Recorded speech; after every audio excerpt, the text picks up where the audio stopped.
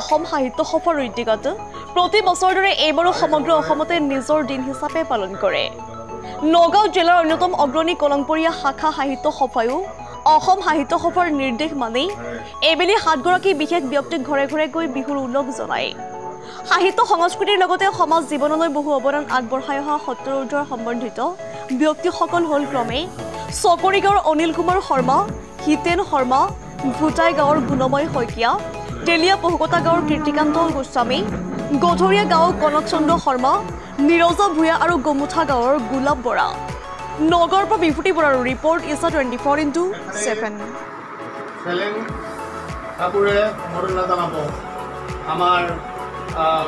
প্ৰচাৰ সম্পাদক দীপজ্যোতি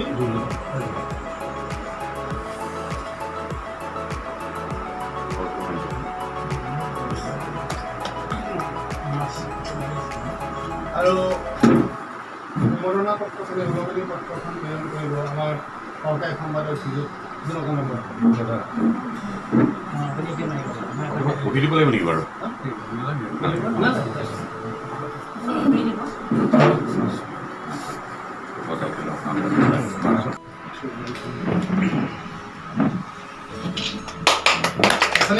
চেলেঙীয়া সম্বৰ্ধনা জনাব আমাৰ শাখাৰ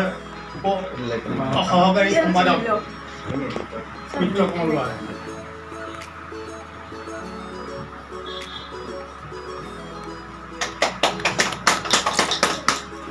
এখন আমাৰ উলগনি পত্ৰ আছে, উলগনি পত্ৰখন দিব আমাৰ ভৰালী ডাঙৰীয়া। এইফালে চাইড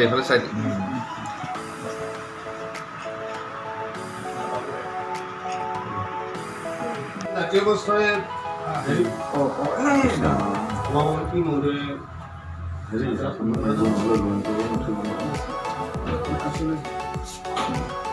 এখনেই চেলেং দিব আমাৰ ঘৰৰ পৰা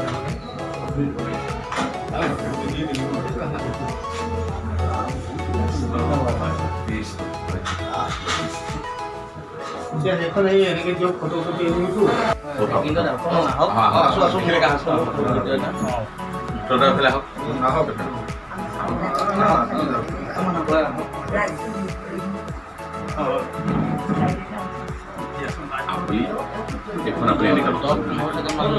ষোল্ল ছেকেণ্ড হ'ল।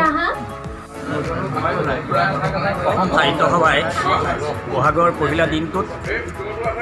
নিজৰ দিন হিচাপে গণ্য কৰি অঞ্চলৰ শাখাসমূহৰ যিবিলাক বয়সস্থ লোক কলা সংস্কৃতি সাহিত্যৰ লগত জড়িত সেইসকলক সম্বৰ্ধনা নিজৰ ঘৰতে গৈ সম্বৰ্ধনা জনাবৰ কাৰণে যি আঁচনি লৈছে সেই আঁচনি মতে কলমপুৰীয়া শাখা সাহিত্য সভাই আমি 7জন ব্যক্তি নিৰ্বাচন কৰি তেখেতসকলৰ গৃহলৈ গৈ আমি আজি সম্বৰ্ধনা জ্ঞাপন কৰিছোঁ। আমি তেখেতসকলৰ পৰা ইমান সুন্দৰ আলোচনা পাইছোঁ যে পহিলা দিনটোত তেখেতসকলকো আমি সন্মান জনাব পৰাৰ কাৰণে সঁচাকৈ আমি অসম সাহিত্য সভাৰ লগতে কলমপুৰীয়া শাখা সাহিত্য সভা গৌৰৱান্বিত হৈছোঁ আৰু ভৱিষ্যতৰ তেখেতসকলৰ ভিতৰতে আমি এনেধৰণৰ আদৰণি জনাব পাৰোঁ জ্যেষ্ঠসকলক। হেৰি পাইছে প্ৰেৰণা পাইছে, গতিকে আমি এইটোত সঁচাকৈ আনন্দিত হৈছোঁ আৰু আমি তেখেতসকলক সন্মান জনাবলৈ পাই এই পহিলা দিনটোত সঁচাকৈ অসম সাহিত্য সভাৰ লগতে আমি কলমপুৰীয়া শাখা সাহিত্য সভাও গৌৰৱান্বিত হৈছোঁ। অসম সাহিত্য সভাৰ নিৰ্দেশনা আৰু তাৰ লগতে আমাৰ কলমপুৰীয়া শাখা সাহিত্য সভাৰ উদ্যোগত আমি গত কেইবাবছৰো ধৰি এই অঞ্চলৰ জ্যেষ্ঠ ব্যক্তিসকলক আমি এটা সন্মান জনাই আহিছোঁ আৰু কেইবাবছৰৰ অন্তত এইবাৰ আকৌ আহি আমাৰ ভাগতে সেই ভাগ অৰ্পণ কৰিলে। গতিকে মই আজি বৰ আনন্দিত আৰু অসম সাহিত্য সভাই লোৱা এই উদ্যোগটোৱে গোটেই অসমতে এই বয়োজ্যেষ্ঠসকলক এটা প্ৰেৰণা দিব, জীয়াই থকাৰ এটা প্ৰেৰণা উৎসাহ এটা দিছে আৰু সেই সন্দৰ্ভতে আমাৰ শাখা সাহিত্য সভাই যিটো উদ্যোগ লৈছে বৰ প্ৰশংসনীয়। এইখিনি কৰি যাব লাগে কাৰণ জ্যেষ্ঠ ব্যক্তিসকল মানে আবেলিৰ বেলিটো,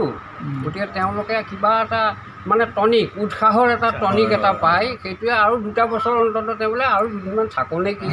এনেকুৱা এটা ভাৱ এটা আনিব আনি নিজৰ কাম কিবা কৰিবলৈ এলাহ কৰিছিল যদিও আকৌ বোলে অকণমান কামত লাগো এইসকল আহিছে মোৰ ওচৰলৈ কিবা এটা আশা কৰি গতিকে সেই প্ৰেৰণাটো নিশ্চয় সেইসকলেও পাইছে ময়ো পাইছোঁ গতিকে মই ভাবোঁ আমাৰ অসম সাহিত্য সভাৰ দীৰ্ঘজীৱী হওক আমাৰ কলংপৰীয়া সাহিত্য সভাৰ মানে জয় হওক শাখা সাহিত্য সভাৰ আৰু গোটেই অসমবাসী সুখী হওক আজি বহাগৰে দিনটোত এইটোৱে কামনা কৰিলোঁ সকলো সুখে সন্তোষে থাকক একো অপায় মংগল আমাৰ এই অসমলৈ নাহক এইখিনিকে আশা কৰিলোঁ